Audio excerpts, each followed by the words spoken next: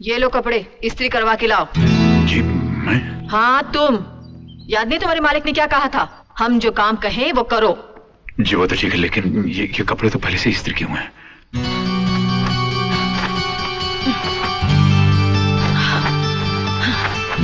अब तो इस्त्री के लायक हो गए ना? हाँ अब तो हो गए हैं। फिर देखते क्या हो, ले जाओ। जी।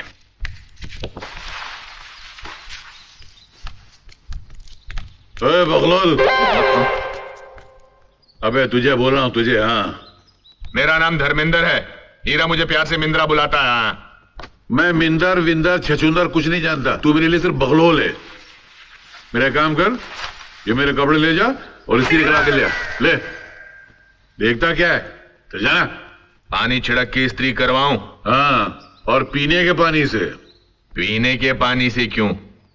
मिनरल वाटर से ही।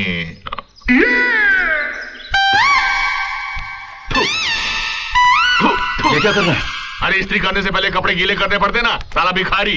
जमाल गुटा पिलाकर गांव के कुत्ते पीछे लगा दूंगा। मिंद्रा के फिर कपड़े गंदे होंगे, फिर धोने पड़ेंगे, फिर इस्त्री करने का हुक्म मिलेगा। अरे नौकरों से बदतर कर दिया हमको, जो कहें वो हम करें, हमारी कोई हैसियत ही नहीं है। ये नहीं चलेगा हीरा, बस। मिंद्रा मेरी बात सुन। क्या?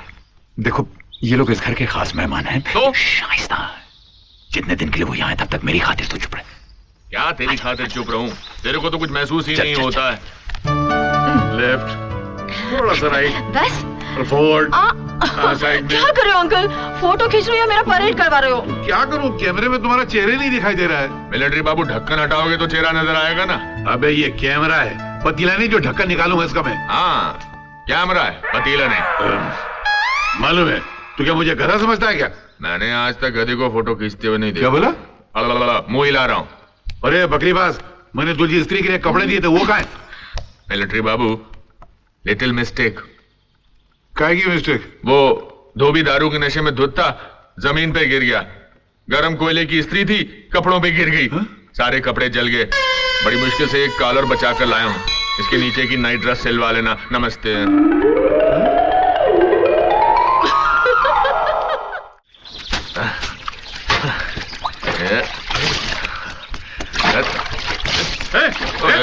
तुम मेरी गाड़ी के साथ क्या कर रहा है?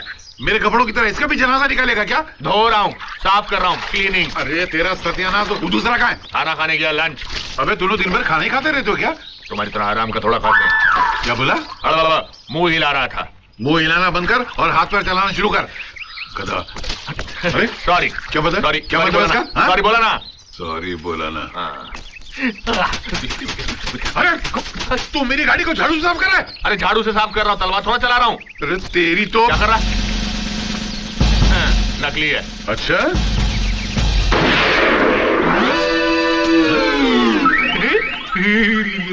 अब करो।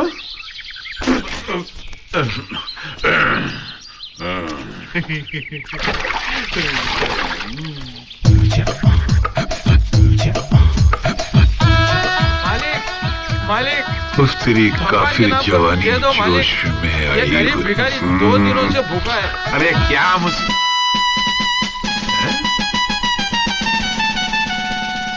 पैसा डालिए मालिक।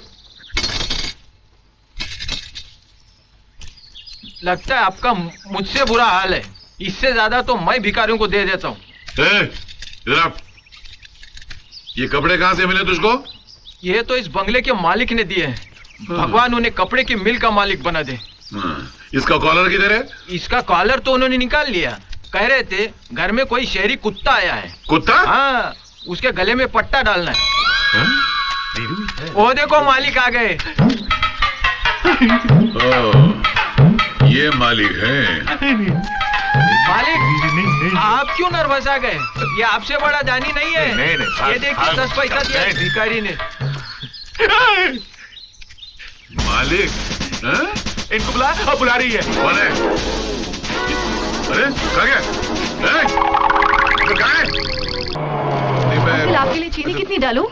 थोड़ी सी शक्कर डालना, ज्यादा नहीं। अरे मम्मी डैडी आ गए। Hi mom, hi dad. यहाँ सब कैसे? अच्छी हूँ मम्मी। बहुत सुंदर है। क्या सुंदर है? नहीं, ये गांव बहुत सुंदर है, यहाँ के आइए लोग ना बहुत डैडी। सुंदर हैं। चलिए ना अंकल। हीरा, जी सामान लेकर आओ। जी अच्छा। चलिए आइए। बहुत अच्छी जगह है ना? जी बेटी, तुम उन्हें सामान उठाने को क्यों कह रही हो? उन्हें? हाँ। ये तो नौकर है यहाँ का। नौकर? हाँ। उनकी शक्ल तो ठाकुर साहब से मिलती है। बेटे, तुम ठाकुर भानु प्रताप के बेटे हो ना? जी।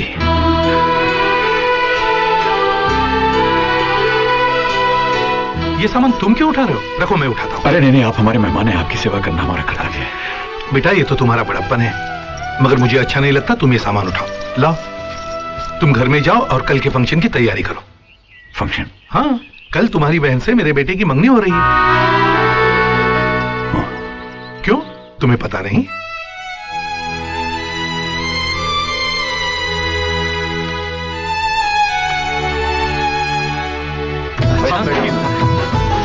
ये हमारे बड़ी और ये छोटी। जी।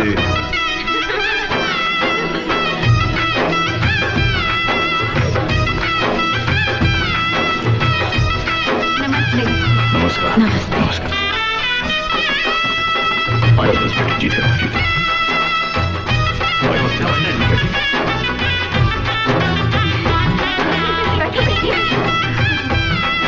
तो समधी जी, जैसा आप कहें, पंडित जी आए हुए, इनसे कोई तिथि निकलवा ले। हाँ।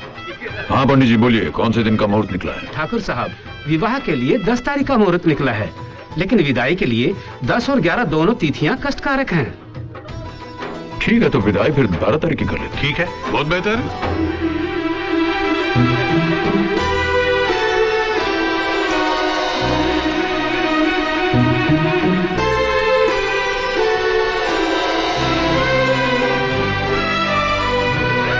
दादाजी, आई लव यू दादाजी। अली अजो सुनो। ऐसा को हीरा जी कहाँ है?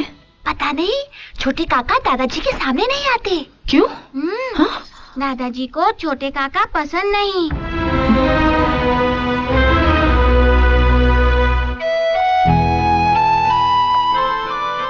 बस बस माँ, बस एक और आकर हो।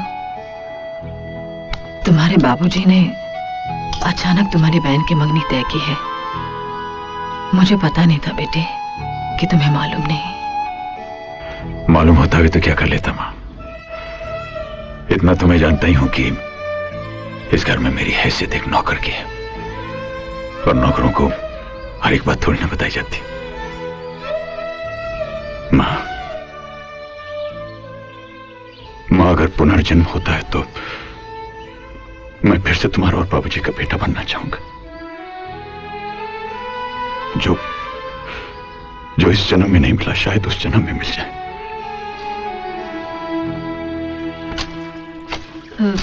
मिंद्रा भैया, क्या है? फिर से कपड़े आयरनिंग करवाने हैं क्या? मैं आपसे मिस्टर हीरा के बारे में कुछ जानना चाहती हूँ। आप ऐसे क्यों देख रहे हैं? क्योंकि आज तक किसी ने हीरा को मिस्टर हीरा क्या करने कहा। क्या जानना चाहती हैं आप? ठाकुर साहब यहाँ के सबसे बड़े आदमी हैं। उनका एक लड़का डॉक्टर है, दूसरा इंजीनियर। फिर मिस्टर हीरा ऐसे क्यों हैं? उनके साथ नौकरों जैसा सलूक क्यों होता है? वो भी तो ठाकुर साहब के बेटे हैं। हाँ है, लेकिन ठाकुर काका उसे अपना बेटा नहीं समझते। क्यों? हीरा बचपन में स्कूल जाता था, लेकिन पढ़ाई में वो बहुत कमजोर था।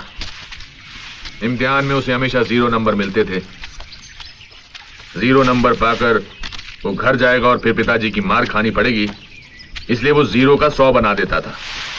लेकिन मार तो उसे तब भी पड़ती थी। वो क्यों? क्योंकि 100 में कितने 0 लगते हैं ये भी उसे मालूम नहीं था। वो कभी 4 0 लगाता था और कभी 5 0। हीरा को पढ़ाई में जरा भी दिलचस्पी नहीं थी। वो तो सिर्फ गौरी के लिए स्कूल जाता था। गौरी? गौरी कौन? ठाकुर काका के दोस्त की बेटी। गौरी के माँ बाप बचपन में एक कार एक्सीडेंट में चल बसे थे।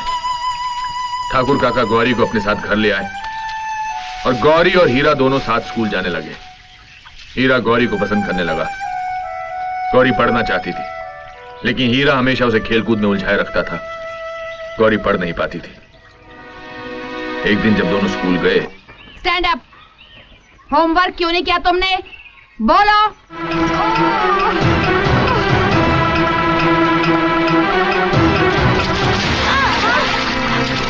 हीरा उठो उठो। किताबों के साथ हीरा की पढ़ाई लिखाई भी पानी में बह गई। जिस स्कूल में गौरी ने मार खाई थी उस स्कूल से हीरा को नफरत हो गई। उस दिन से उसने स्कूल की तरफ पलट कर भी नहीं देखा। हीरा के साथ रहकर गौरी की पढ़ाई खराब हो जाएगी, ये सोचकर ठाकुर काका ने गौरी को पढ़ने के लिए शहर के हॉस्टल में भेज दिया। हीरा और गौरी अलग हो गए, अलग अलग बड़े हुए। हीरा हमेशा उदास रहता था, मगर एक खुशी थी, गौरी हर शनिवार शहर से आती थी। शनिवार और इतवार ये 2 दिन हीरा के दिल को खुशियों से भर देती।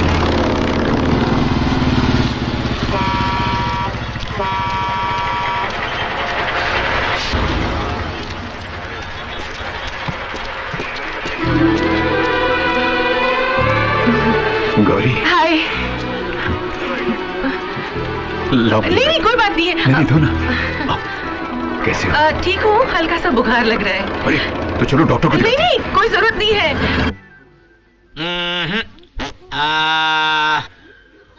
दिखाओ। डॉक्टर साहब, क्या क्या क्या क्या? यहाँ है। वहाँ क्या दिखाने को बोल रहे हो? अच्छा, तुम क्या समझते हो? बिना आ जाने ही मैं डॉक्टर बन गया हूँ।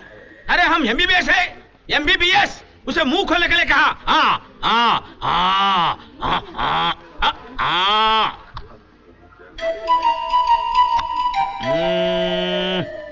हल्का सा बुखार है, मैं इंजेक्शन दे देता हूँ।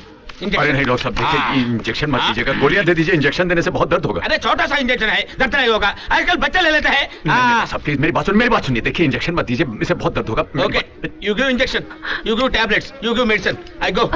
डॉक्टर साहब, एक डॉक्टर मैं हूँ या तुम? नहीं डॉक्टर साहब तो आप ही हैं, लेकिन ऐसा करते हैं, आप मुझे इंजेक्शन दे दीजिए, मैं देखता हूँ मुझे दर्द होता है। ऐसा करिए। मैडम, आज तुम तो गेट आउट। हीरा बाहर जाओ। अरे गौरी तुम्हें प्लीज बाहर जाओ। चलो जाओ ऐसे, जाओ जाओ हाँ, ऐसे। जा रहे। गोली देना, गोली।